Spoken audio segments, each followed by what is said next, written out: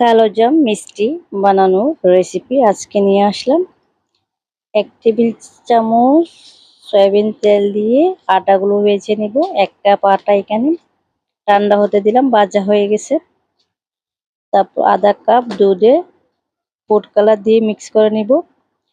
ময়দাগুলো ঠান্ডা হয়ে গেল। এখন 1 কাপ ময়দাতে আধা কাপ গুঁড়ো দুধ, আধা চা চামচ বেকিং সোডা আর আধা চা চামচ ভ্যানিলা এসেন্স দিয়ে ভালো করে নাড়াচাড়া করে মাখিয়ে নেব। তারপর 1 চামচ ওই গুলিয়ে রাখা দুধ দিয়ে ডোগুলো মেখে নিব।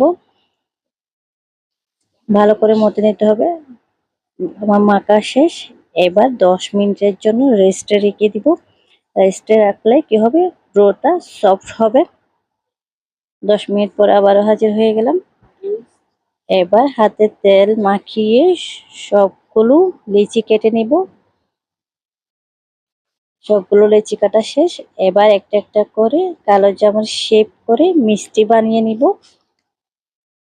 হাতে তেল মাখিয়ে নিতে হবে, নাহলে তেল না মাখলে লেগে যেতে পারে।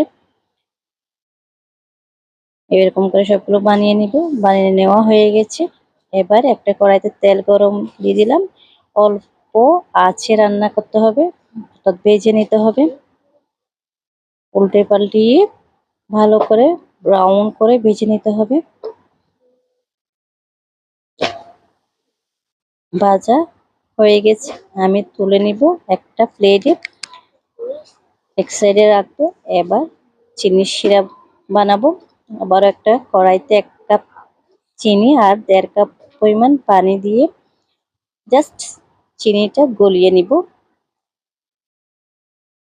আর দিয়ে দিব আধা চা চামচ এখানেও ভ্যানিলা এসেন্স। চিনিগুলো গলে গেছে। এবার দিয়ে দিব সেই মিষ্টিগুলো, হালকা গরম আছে এই অবস্থায় দিয়ে দিতে হবে। এবার আমি 3 মিনিট ঢাকনা দিয়ে রান্না করব।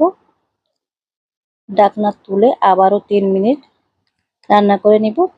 এখনো অল্প আছে, হাই হিটে রান্না করা যাবে না, শক্ত হয়ে যাবে।